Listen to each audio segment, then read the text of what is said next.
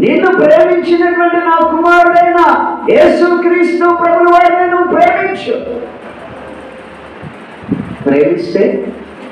ప్రేమిస్తే ఆయన మనల్ని ప్రేమిస్తాడట. ప్రేమిస్తే ఆయన మనల్ని ఆస్తికి కర్తలుగా చేస్తాడట. ఆయన్ని ప్రేమిస్తే ఆయన మన నిధులను నింపుతాడట. ఆయన్ని ప్రేమిస్తే మన జీవితంలో ఏ కొదువ లేకుండా కొదువలన్నీ తీర్చే ప్రేమమూర్తి మనకున్నాడు. హల్లెలూయా, హల్లెలూయా.